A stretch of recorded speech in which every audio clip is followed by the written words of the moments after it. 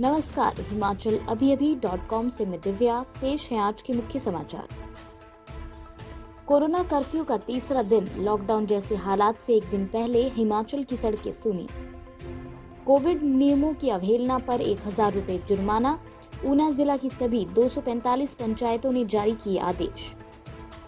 सरकारी स्कूलों की ऑनलाइन पढ़ाई में होगा बदलाव। सप्ताह में 4 दिन पढ़ाई, 5वें दिन शंकाएं करेंगे दूर। छठे 7वें दिन होंगे क्विज। हिमाचल में शादियां करने वालों पर दर्ज हो रहे मुकदमे तो बीजेपी नेता सरेआम तोड़ रहे नियम। हमीरपुर में कोरोना से मौत होने पर व्यापार मंडल ने उठाया लकड़ी का जिम्मा।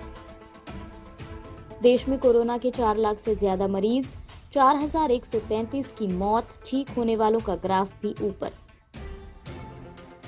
केंद्रीय मंत्री ने खोली यूपी की कलई। सीएम योगी को लिखा, फोन भी नहीं उठाते स्वास्थ्य विभाग के अफसर। अब समाचार विस्तार से। देश व प्रदेश में बढ़ते कोरोना के मामलों को देखते हुए आप भी सुरक्षा के एहतियात उपाय जरूर करें। मास्क पहने, सोशल डिस्टेंसिंग के लिए 2 गज दूरी है जरूरी और अपने आसपास सफाई बनाए रखें। 45 वर्ष या इससे अधिक आयु के लोग कोरोना का टीका अवश्य लगाएं। आपके स्वास्थ्य का प्रहरी श्री बालाजी हॉस्पिटल कांगड़ा हिमाचल। हिमाचल प्रदेश में 10 मई यानी सोमवार से लॉकडाउन जैसे हालात होंगे।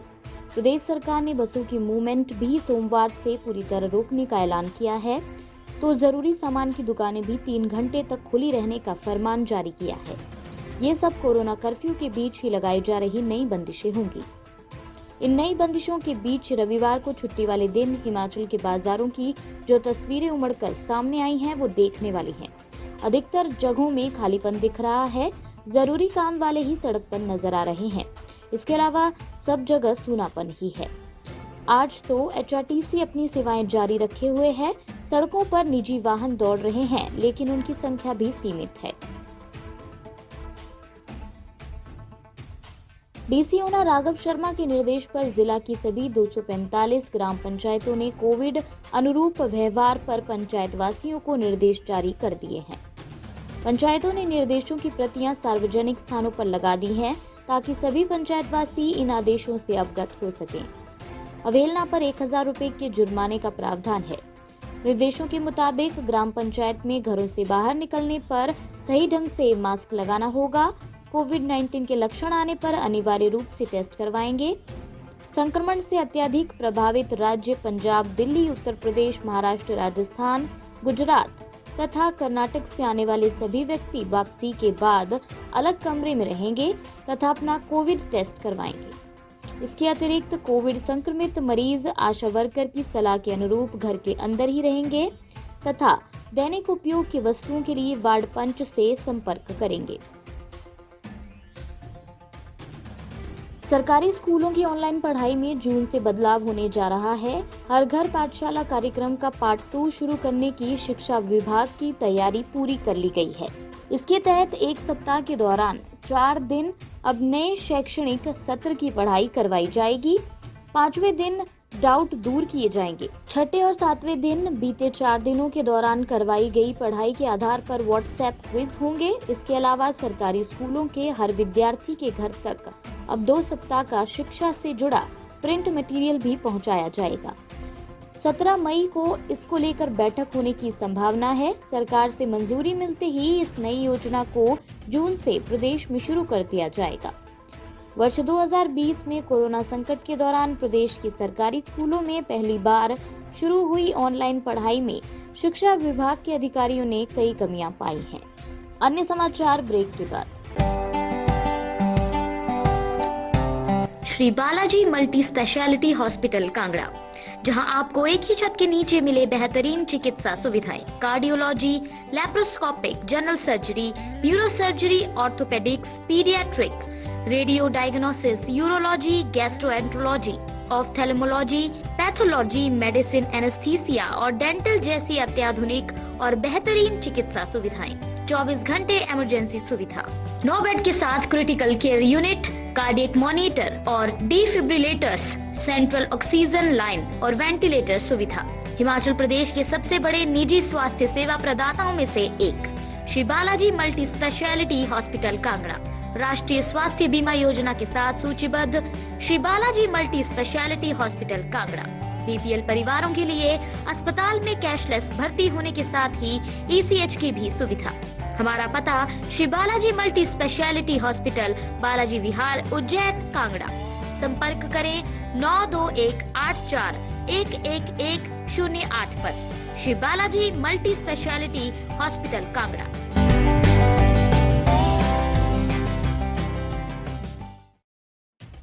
कांग्रेस विधायक सतपाल सिंह रायजादा ने प्रदेश सरकार पर कोरोना काल में दोहरी नीति अपनाने का आरोप लगाया है। रायजादा ने कहा कि प्रशासन शादियां करने वालों पर मामले दर्ज कर रही है।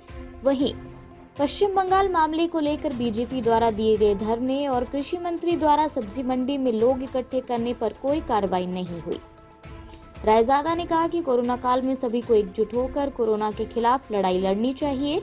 प्रशासन द्वारा 2 सप्ताह बाद कुछ शादी समारोह को लेकर एफआईआर दर्ज की गई है, जो सरासर गलत है। रायजादा ने प्रशासन पर सवाल दागते हुए कृषि मंत्री वीरेंद्र कंवर द्वारा सब्जी मंडी में लोगों को इकट्ठा कर नियम तोड़ने। रायजादा ने कहा कि वर्तमान परिस्थितियों में सरकार, विपक्ष और जनता को एकजुट होकर नियमों का पालन करना चाहिए, लेकिन सरकार के नुमाइंदे आम जनता को डंडे से नियमों का पालन करने की बात कर रहे हैं और खुद नियमों की धज्जियां उड़ा रहे हैं। हमीरपुर शहर के व्यापार मंडल ने निर्णय लिया है कि कोरोना से मरने वाले व्यक्ति के लिए निःशुल्क लकड़ियां उपलब्ध करवाई जाएंगी। व्यापार मंडल हमीरपुर की बैठक में लिए गए निर्णय से अब कोरोना से होने वाली मौत पर लकड़ी के लिए यहाँ वहाँ नहीं भटकना पड़ेगा और मौके पर ही लकड़ियां मिल पाएंगी। व्यापार मंडल हमीरपुर के अध्यक्ष अनिल सोनी ने बताया कि जिला में विभिन्न क्षेत्रों में हो रही कोरोना से मौत के कारण कई लोगों को दाह संस्कार में इस्तेमाल की जाने वाली लकड़ी के लिए दिक्कतें पेश आ रही थी, जिसको देखते हुए व्यापार मंडल ने ये फैसला लिया है। देश इस वक्त कोरोना की दूसरी लहर से बेहाल है। स्वास्थ्य व्यवस्था चरमरा गई है।